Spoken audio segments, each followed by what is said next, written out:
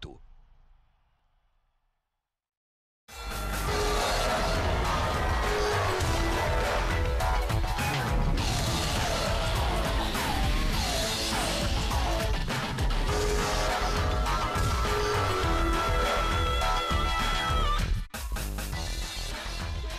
Welcome to Ringside. Muhammad Ali here on ESPN Classic. I'm Brian Kenny, just blocks away from the Brooklyn Bridge, at the site of another historic New York City landmark, Gleason's Gym, home for hundreds of world champions. Angelo Dundee, Al Bernstein, and Bert Sugar standing by with more memories of the Thriller in Manila. But first, we get back to the fight. Round 4, Ali Frazier 3. Frazier the blue denim trunks, Ali the white.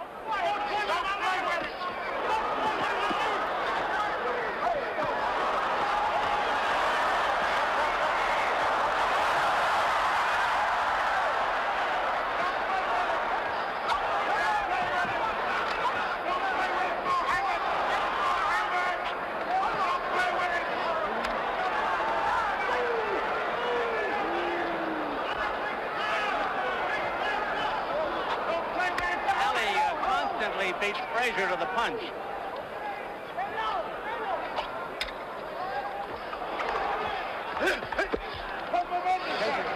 Ali with the rope-a-dope again. Frazier looking for a spot. He's not wasting punches, however.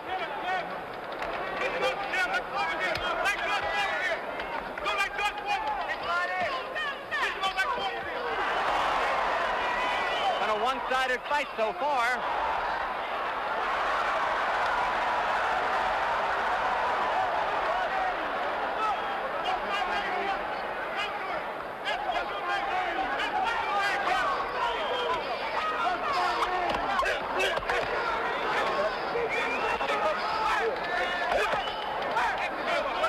Frazier is finding some openings now for the body. Ali with those quick hands and sharp shooting keeps it his way.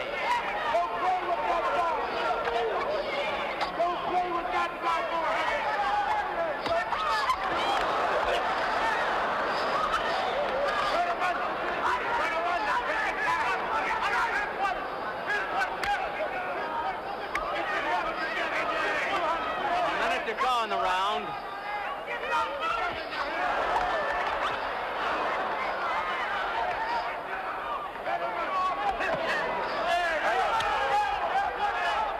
A low blow by Frazier. He's won by the referee. All right, ref.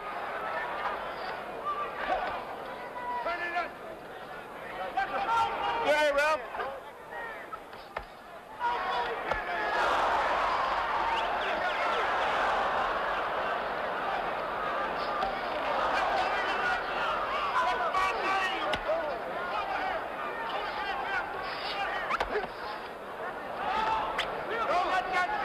Frazier the aggressor all the way. Ali doing most of the scoring.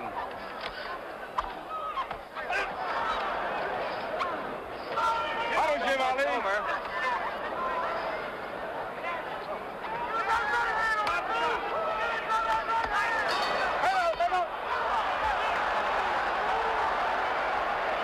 Flip, it looks to me as though this is going to be decided on condition. And I think Joe is starting to smoke, but I think it's going to end up the way a lot of people probably suspect. There's the corner of Ali as he leads the cheering.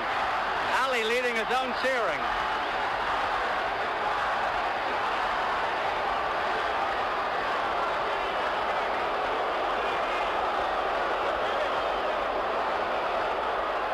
His chief second, Angelo Dundee, with Drew Brown in there. Corner of Joe Frazier, Eddie Futch, Milt Bailey, and George Benton. Round 5 coming up.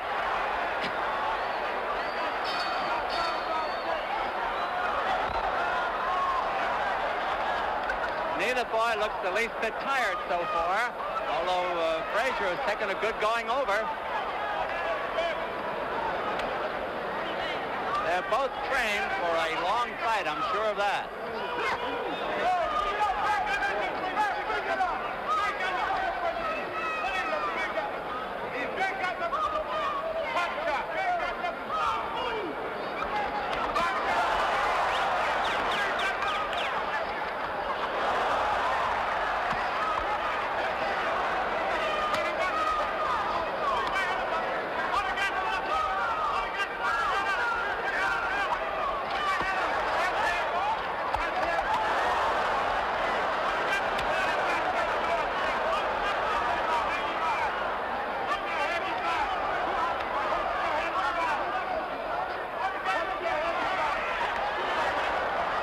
coming back a little bit.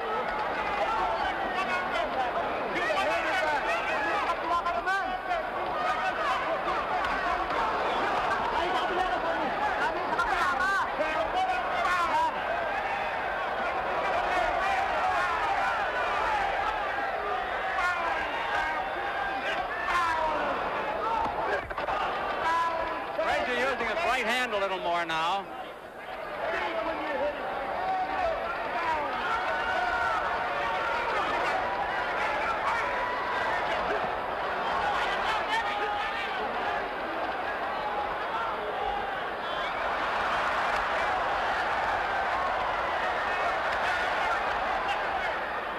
Frazier the aggressor.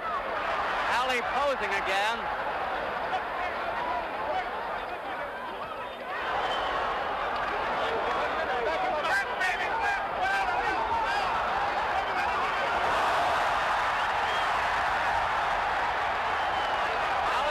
Got nailed.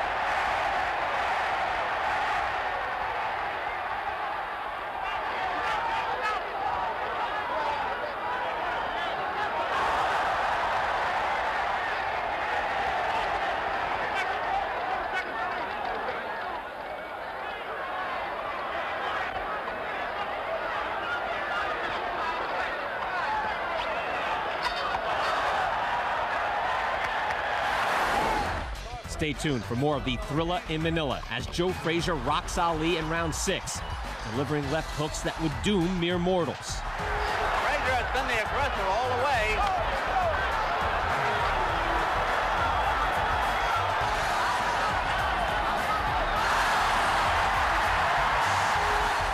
This is Ringside from Gleason's Gym in Brooklyn.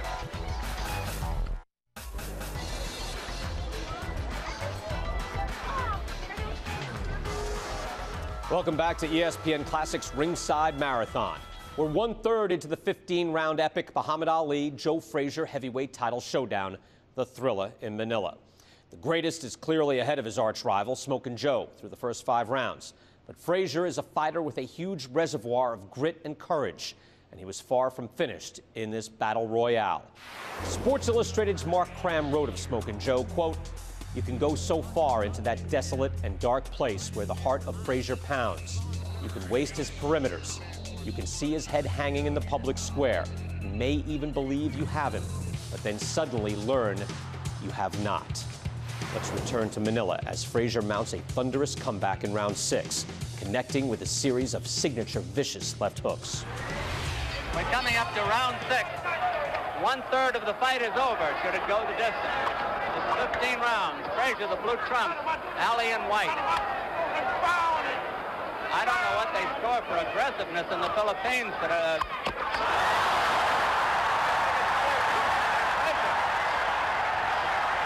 Frazier has been the aggressor all the way.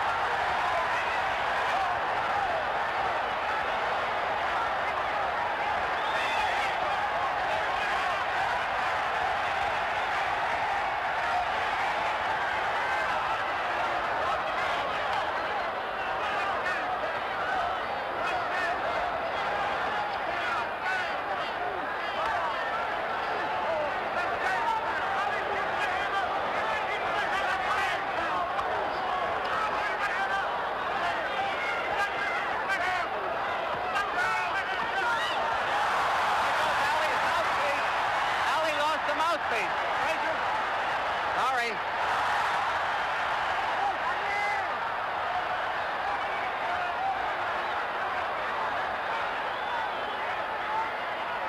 happened when Joe landed a punch. That's why I thought it was Ali.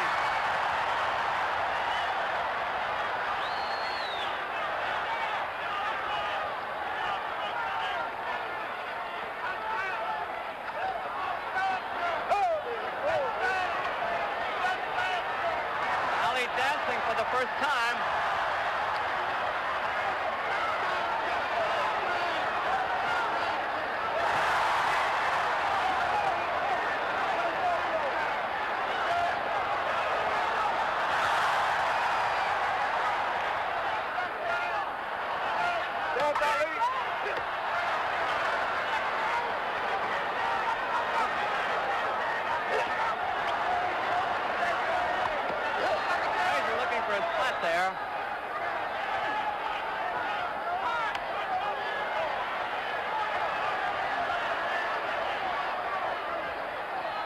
Frazier coming in low.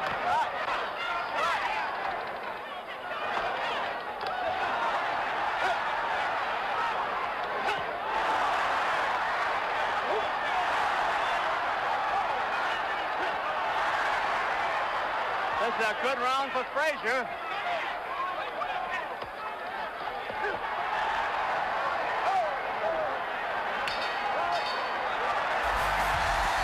More of Ali Frazier 3 coming up with bonus coverage from Gleason's Gym. Don't miss Angelo Dundee ringside memories of the historic fight and the aftermath of the thriller in Manila.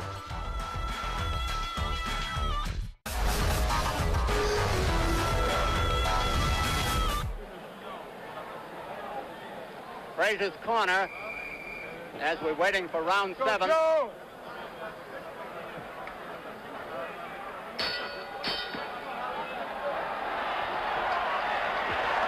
Round 7 scheduled for 15. Frazier coming back. Ali dancing for the first time.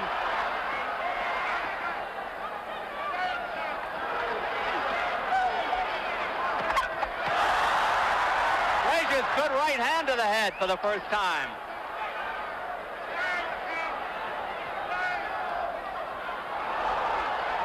Frazier rolled with that punch.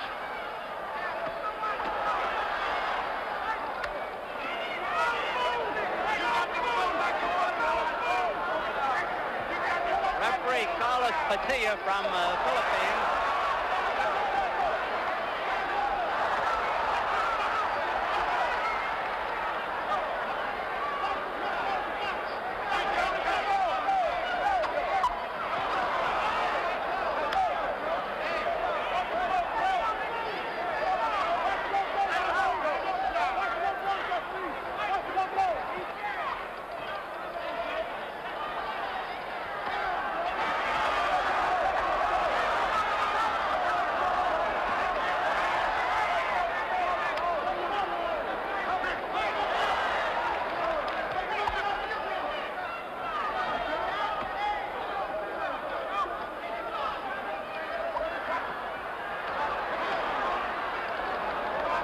Fighting a smart fight now, picking his spots, breaking off the action when he wants to, resuming it when he wants to.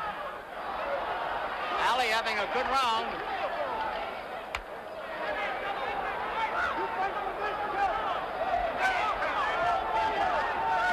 Frazier's still the aggressor.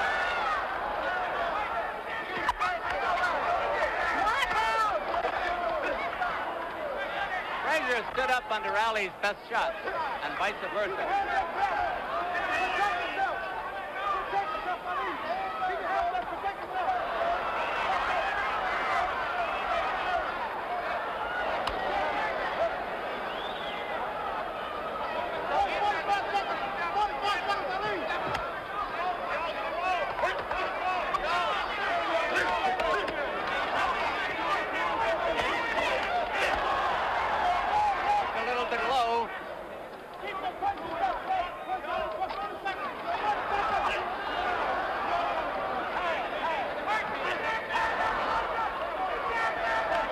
Doing the holding as he has done it most of the fight.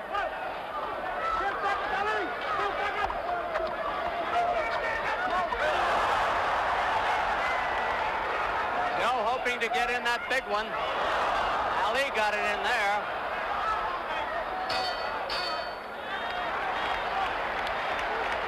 End of round 7 in the Philippines Coliseum. And we're up to the halfway mark, or near it, Ken. I'd like well, take a look at this uppercut by Ali, Ken.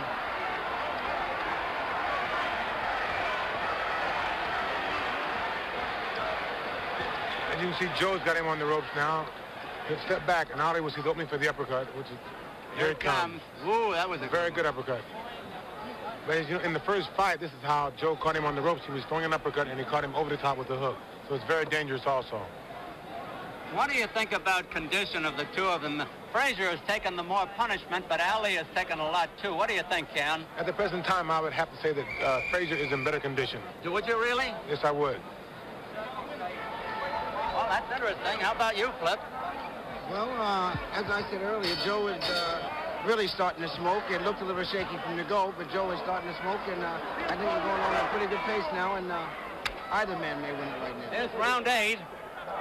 Ali's trunks are dropping little by little. The supporter is obvious now.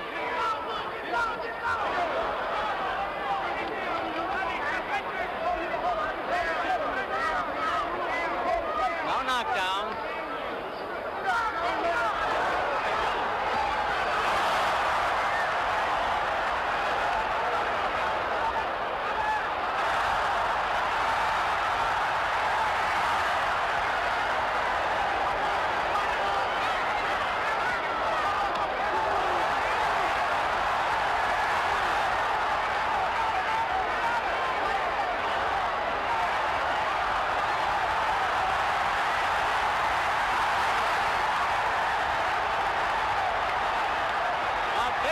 By Ali.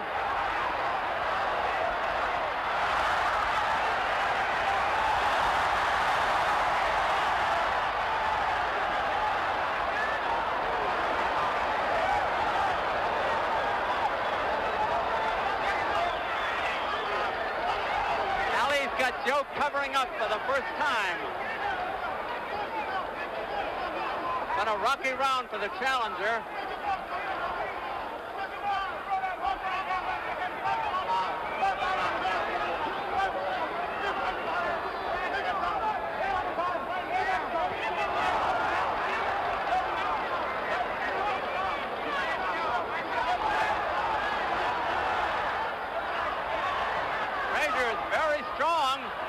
Scoring heavily, even though he took a lot in this round.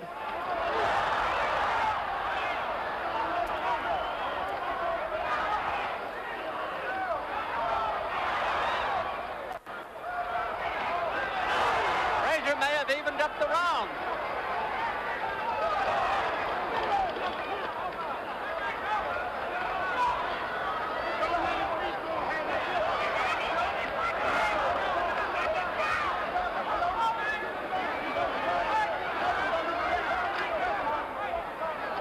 Leaving himself more exposed on the inside.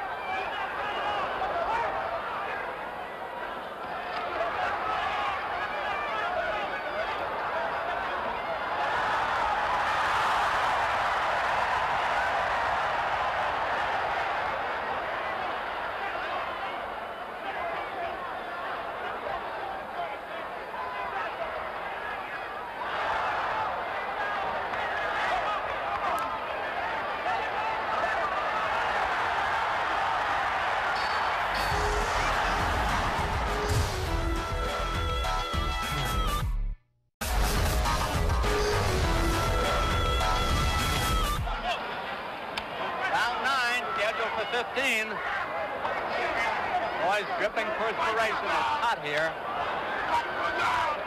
Frazier, the blue denim trunks, Ali in white.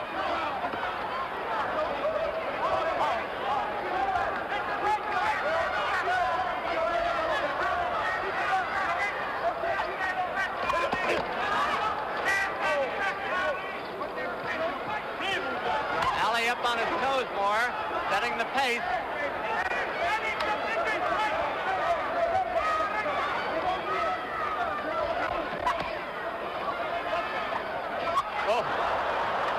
Just as well for Ali that one missed.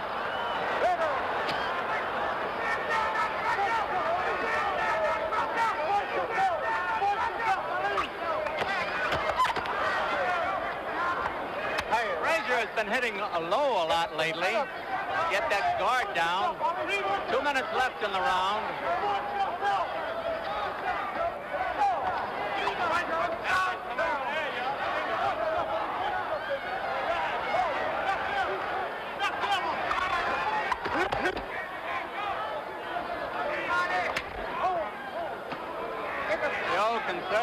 strength there as Ali holds on.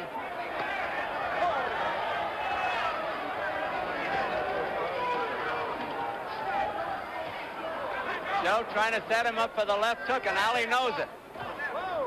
And again is beating him to the punch constantly.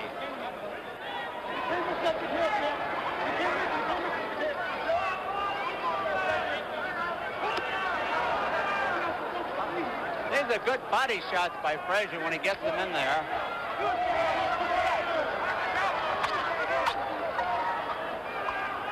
Joe coming in faster. A minute to go in the round.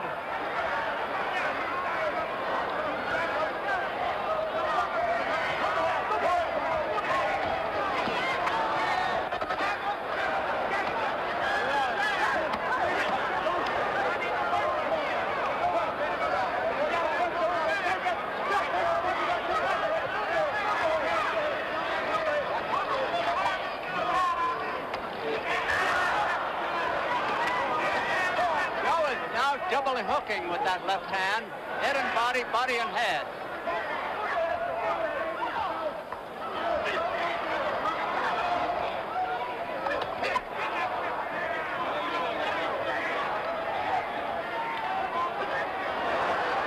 Round almost over.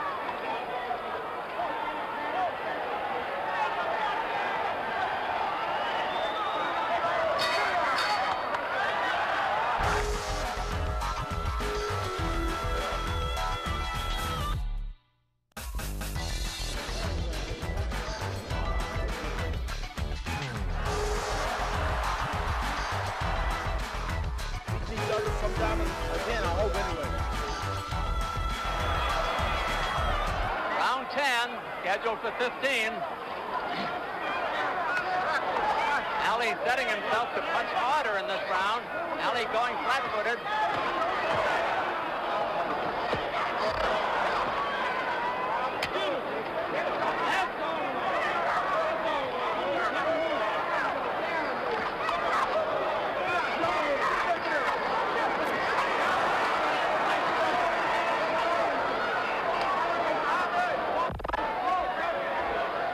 Has had an awful lot of trouble coping with Ali's fast hands. Muhammad Ali's got those fast hands.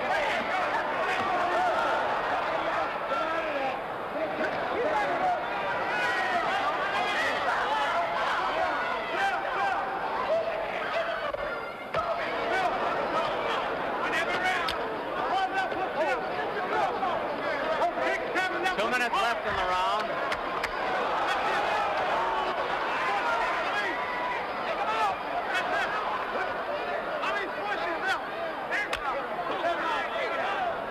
Ali's corner keeps yelling, cross yourself, meaning get the arms across the body.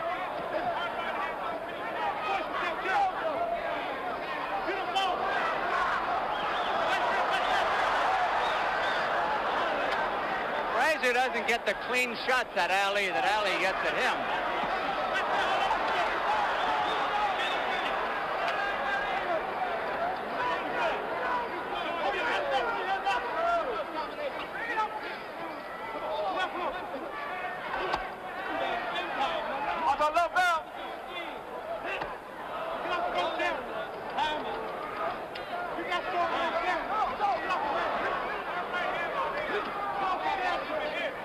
Joe is starting to grunt again with his punches.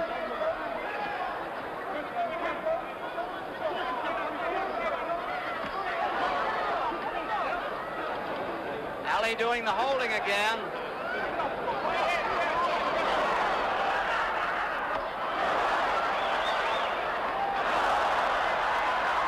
That did Ali no good.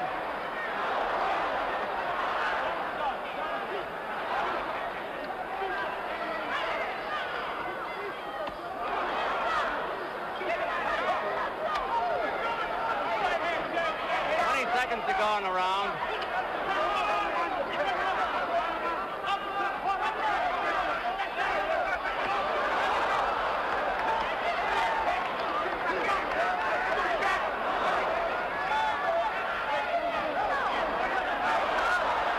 Grazing punches.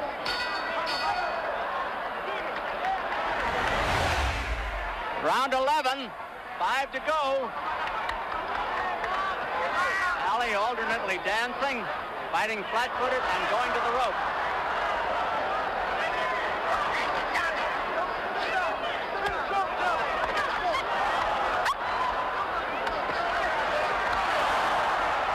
Joe got off the ropes that time.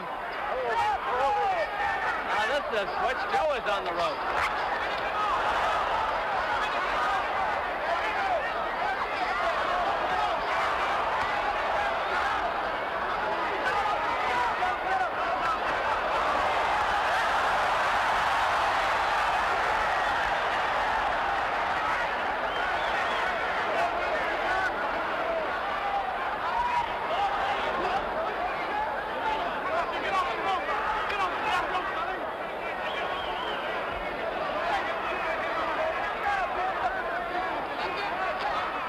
Super fight all the way here in the Philippine Coliseum. So far, a good round for Ali.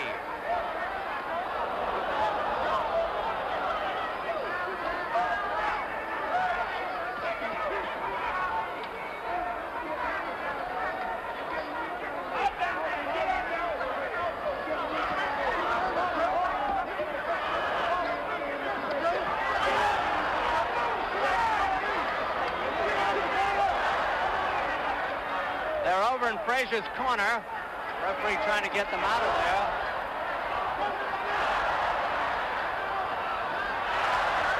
Frazier teeing off on Ali now with the right hand. Ali will probably open up all of a sudden.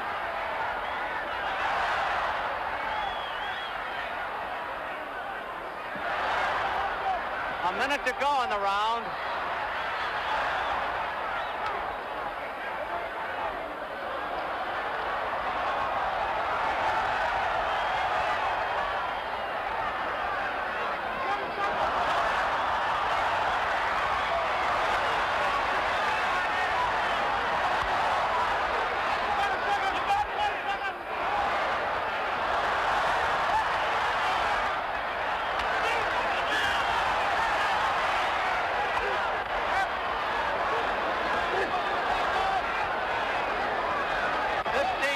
To go in the round.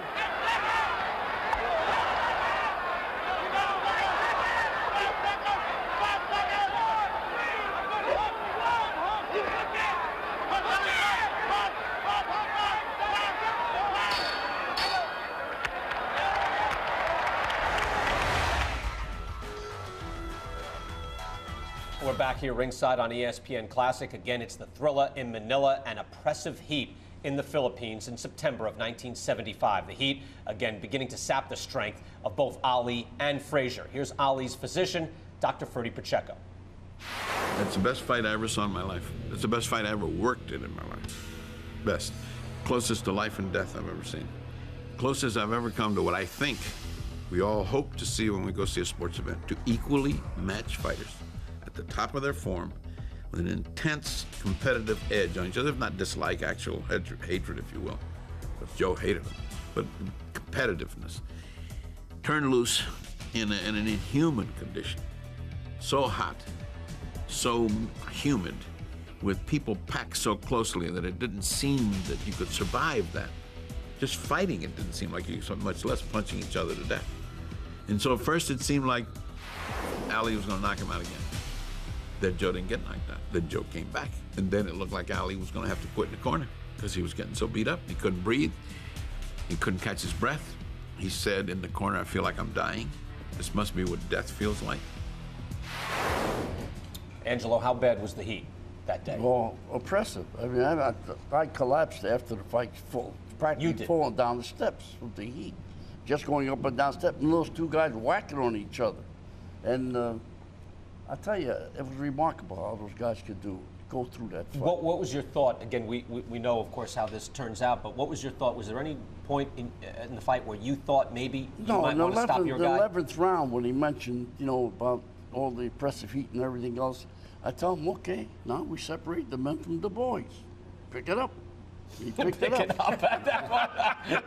Easy for you to say. Yeah, easy for me, not difficult. You're saying the sweat was such that it was pouring into the gloves, so the gloves became heavier. Explain that. If you look at the gloves in close, you'll see they're like lumps. They were all soggy from water, sweat.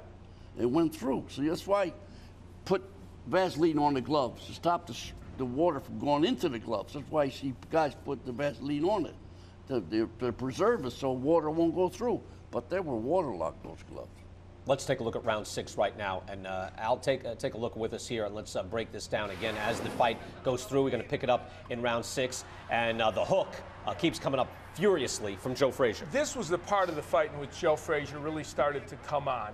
Ali was employing the rope-a-dope, but the interesting thing is we saw in this sequence, even when Ali is in the center of the ring, he's not landing as much, and there we saw a counter left hook from Joe Frazier. So to me, this round 5 through about round 10 or 11 is where Joe Frazier, I think, distinguished his career. I believe those 5 or 6 rounds, more than any rounds Joe Frazier ever fought in his life, tells you the testament of the man. You know what's amazing is that these two men are dealing out this punishment and taking it from each other. And I'm not sure, and Angie, you're going to correct me if I'm wrong, that not only was this a highlight of their career, it well could have been the end of both of their careers. They never were the same again. Amen. You're right. Talk about that, Angelo. How much did this take out of Muhammad Ali? Took plenty out of the guy because it saps your strength. I mean, and the harder he tried, the harder the other guy tried. They were tremendous competitors. This match was a match made in heaven. That's why it was always considered. Yeah, and Joe only fought 2 more times after this fight. I mean, so I think about that. Yeah. Brilliant as it was the end of their careers effectively. Angelo, even with all the rounds and all the training and all the running, this night took that much out of Muhammad Ali? Oh, God, yes. God, yes. It was a strength-sapping type of fight, really. All right, we're going to pick it back up again. We'll get back to the Thriller and Manila, the final rounds, right after this.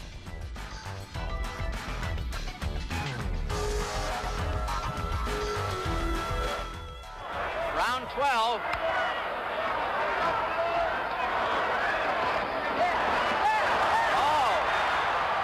Ali starts the round, every round, scoring heavily.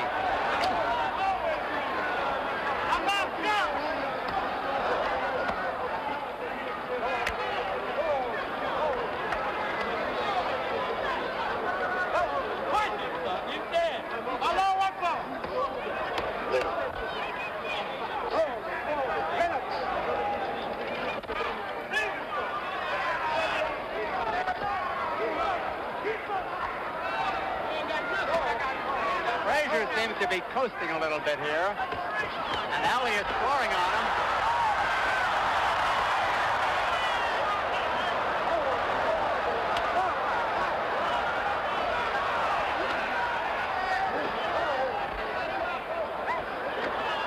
Two minutes left in the round.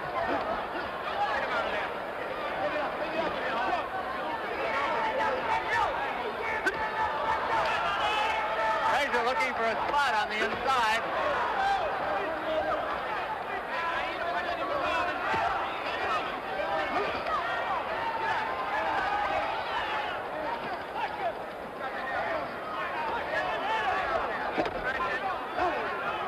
The round half over. Get out of the rope, Sheriff! Get off the rope! Get off the rope, Sully!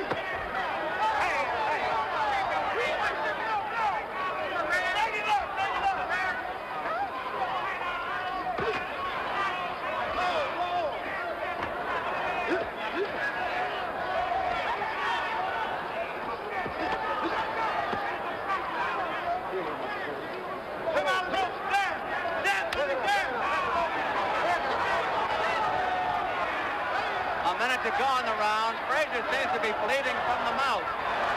First sign of blood in the fight.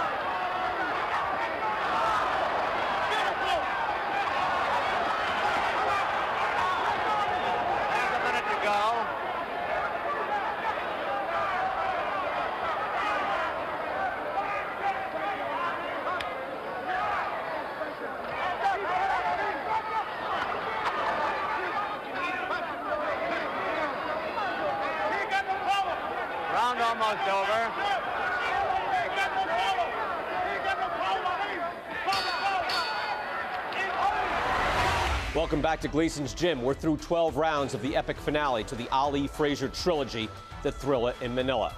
In the book, Muhammad Ali, in retrospect, Ali said, "Of all the men I fought, Liston was the scariest, Foreman the most powerful, Patterson the most skilled, but the toughest was Frazier. He brought out the best in me, and the best fight we fought was in Manila. God blessed me that day. It was like I took myself so far, and God took me the rest of the way."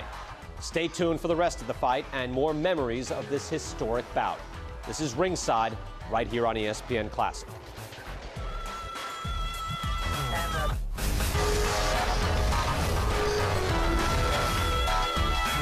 Round 13.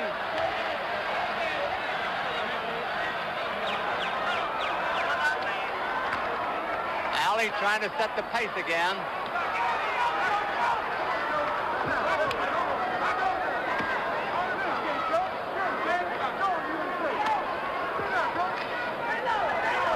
Ali ready to open up with those combinations.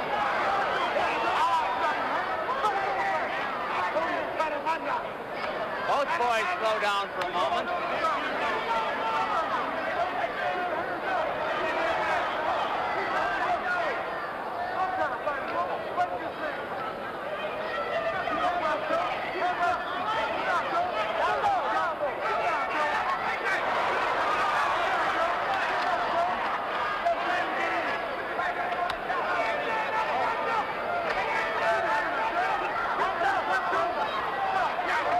Left in the round.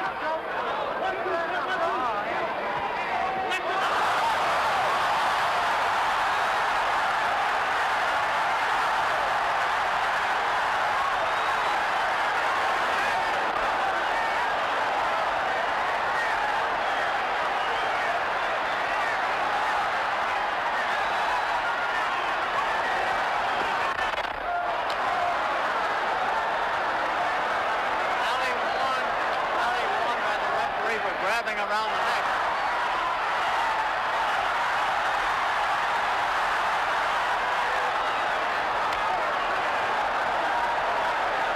Big round for Ali.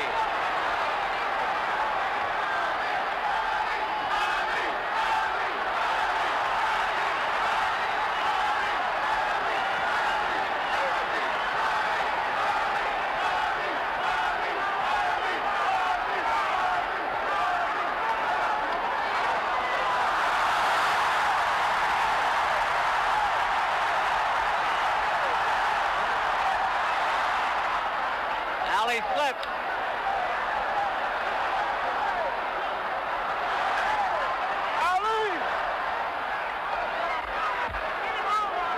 Ali holding.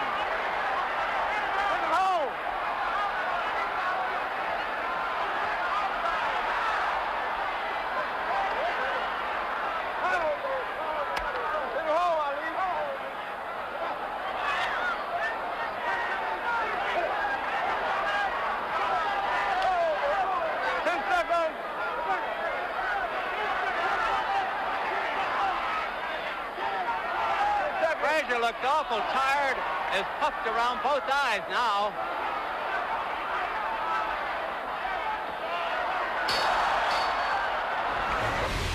Keep it here on Classic for more of the Thrilla in Manila. Angelo Dundee, Al Bernstein, and Bert Sugar will share commentary on the aftermath of one of the landmark fights in boxing history. This is Ringside, Muhammad Ali, the final chapter.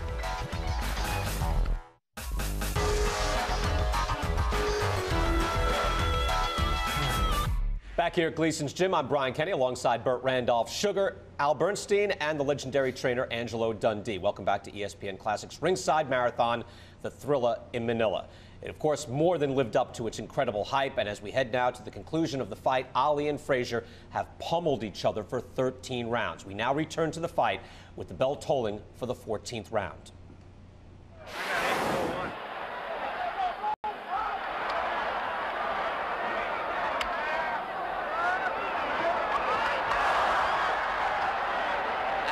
Gone out for a knockout, I think, in this round. Whether he gets it or not is something else.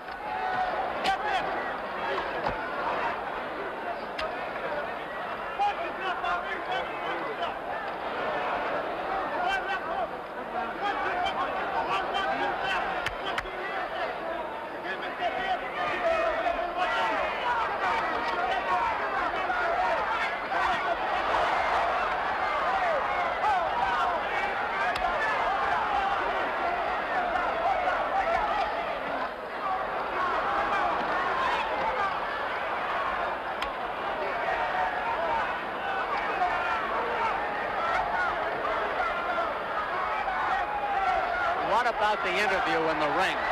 Yes, Ali!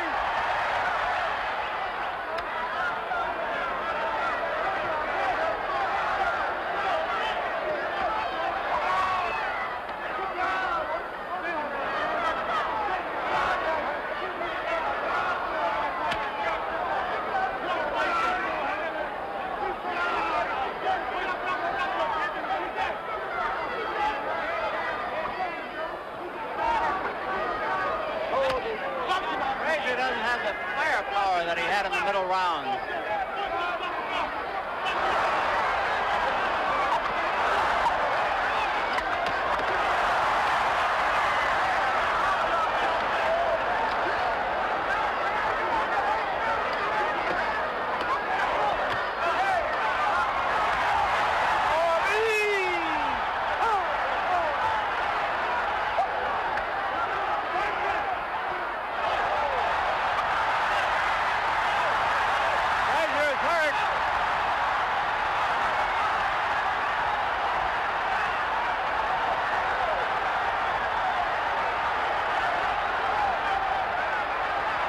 Frazier's badly hurt.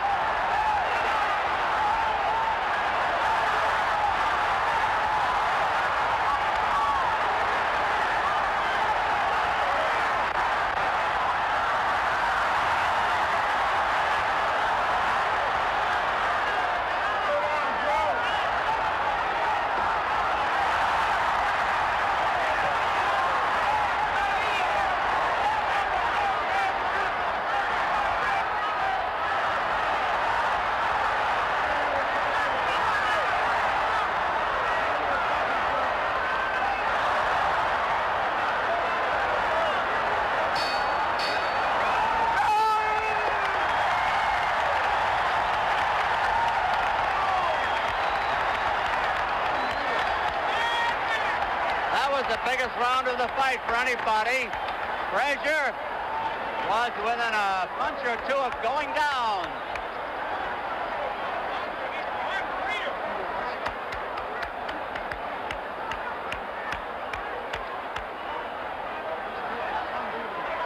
The doctor comes up and looks at Frazier.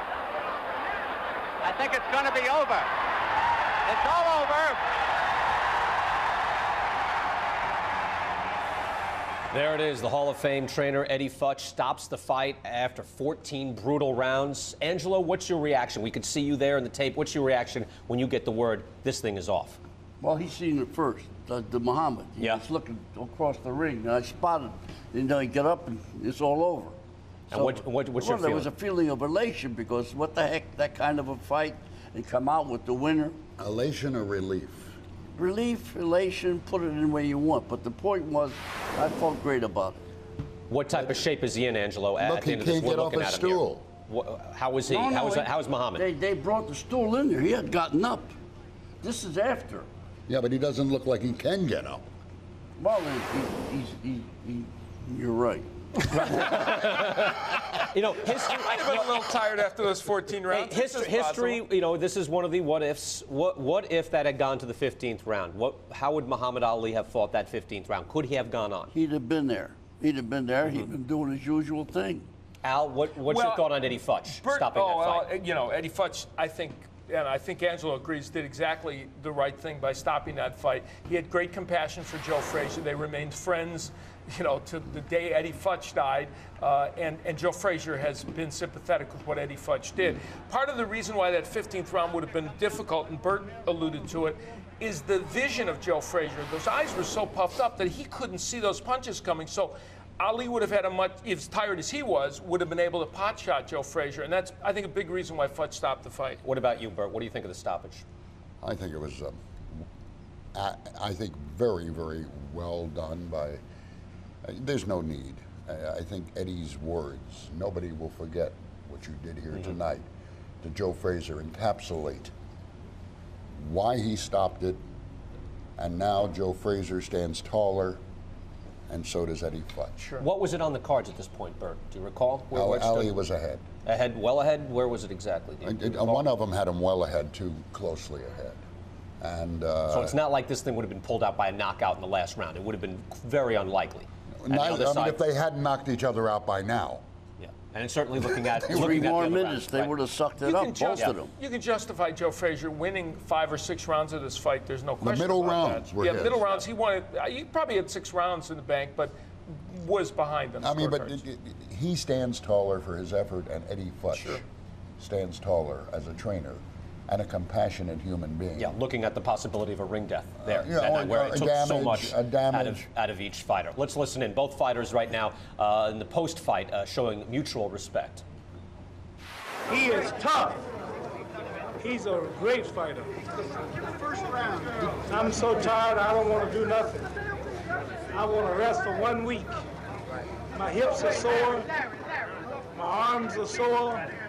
I thought that my man fought a good fight, and I guess we'll be beating each other sometime again, I hope anyway.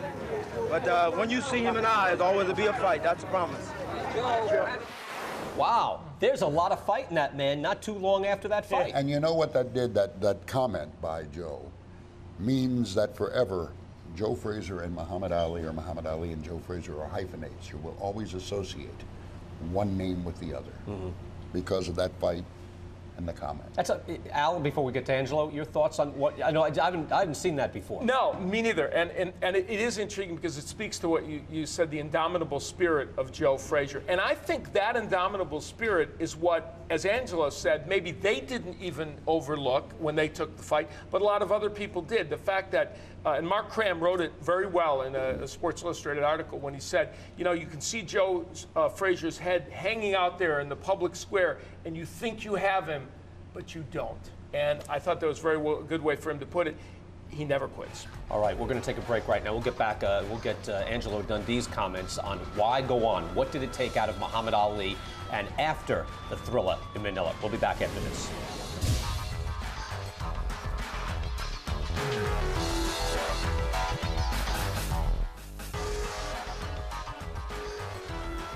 And we're back here ringside at Gleason's Gym. Brian Kenny, Al Bernstein, Angelo Dundee, and Burt Randolph Sugar. And now we're talking Muhammad Ali after the thriller in Manila. And we've touched briefly on, guys, you know, what it took out of Muhammad Ali, and really, would it have been a good time to just stop fighting? And yet, Al, the resume in and of itself, post-Frazier 3, is impressive. Talk about those fights. It's really astonishing given the fact that, you know, we're all in agreement, and certainly Angelo was there firsthand to see it, that this took so much out of Muhammad Ali. And after that, he was still able, in 10 more fights, to beat Jimmy Young and Kenny Norton, though many Jimmy Young, please don't count. Well, I agree. He lost. I thought he lost to Jimmy Young. I thought he lost to Kenny Norton. But he was competitive against these 2 very good heavyweights and got the wins. He had his 2 fights with Spinks and beat Ernie Shavers, who was a monster puncher. So here's this fighter in his 30s, heading toward 40, who's able to do that after this beating. There was one wonderful story about the Ernie Shavers fight, and this man could knock down buildings, by the way. This might have been, if not Max Baer, maybe the greatest one-handed, right-handed hitter in the history of boxing. But that was a fight that was scored on television by NBC. And Angelo Dundee, if you know him, is a fairly smart man. And he had somebody in the dressing room running back and forth with a score after every round, which was not shown in the arena. So that he knew at a given point in this fight how far Ali was ahead of Shavers, the Acorn. So that he told him, you know, like, just don't get knocked out. You get 3 rounds to go. So you were getting your reports, Angelo? Yeah. The guy was Eddie Arica, a friend of mine from Baltimore. He was down there watching the preliminaries with me. I said, you know what? If they're going to show the score in the main event, you could let me know after every round what happened. So if you know the garden, you go to that where you go, fighters come in from the entrance. So he would come up and start on top of the steps. I'd look at him, he'd go. I had the score. So everybody was wondering why Angelo Dundee was smiling all night. I'm in the corner, I'm a happy pig, you know, I'm getting all the scores. How hurt was Ali by Shavers early in that fight? He got hurt in the 2nd or 3rd round, and he faked Shavers out. How much do you think he was hurt? Well, listen, Shavers could knock down a building. Yeah. And my guy was, thank God, had a little steel in the building, because Shavers could punch. Angelo, what were your thoughts of Ali continuing his career? Well, everybody asked me why, and I told him to stop. Well, I don't believe in that. I believe the fighter has a God-given right to stop himself. I don't think, what I did, I'll be honest with you. Have you ever told any fighter to stop? No, but let me give you Muhammad. Muhammad, when he was a kid, see, in the Fifth Street gym, it was all eaten up with termites. And there's parts of the floor that would wave up and down. There was a drugstore down below. So this guy skipping rope. You know, Muhammad, that guy's stuttering. Heavyweights, you know, they're a little shot that they don't have the rhythm. So I'm riding in the car with him near the end, you know, and I'm in the back seat, and I'm going, he's starting to stutter. I said, no kidding. He remembered. The Ali Center is opening up now. Your thoughts on his legacy, Angelo? That's magnificent. We were there. And it's magnificent. It's an $80 million building. And it's a memorial for this kid. It couldn't happen in a better place, Louisville, Kentucky. The people putting up this building, they're geniuses. Oh, it was wonderful. All of them in their own rights. And a minor plug. They asked everybody. Some of the fighters showed up. The one champion who donated money, $250,000, should be acknowledged. His name is Lennox Lewis. Lennox Lewis. Really? Ali was his hero, as he is so many people's. And Lennox responded with a donation. Because Muhammad Ali has meant so much to so many. And Lennox Lewis, you know, I always didn't like him because I felt he didn't give, but he's a wonderful man. I got very friendly with him, just talking to him. Yeah, that's what, you know, we talk about cleaning out the division, which Ali did multiple times. Yeah, Lennox did that. You know, that it took a while by the time he fought everybody, but finally did do that. He really did, and as you point out, any fighter that can do that, we talked about Ali doing it at a later stage in his career, it's very special. He and did really, it if you want to say times. Ali did, yeah, that's a good point. He did it 3 times. Yes, he did. All right, guys, enjoyed it so much. Thank you very much. Al Thank Bernstein, you. Angelo Dundee, Burt Randolph Sugar. Our thanks to everybody here at Gleason's Gym for coming by. Our appreciation to everyone, including Chuck Wepner, the Bayonne bleeder as well. I'm Brian Kenny. Thanks for watching, everybody. I got some of him on me.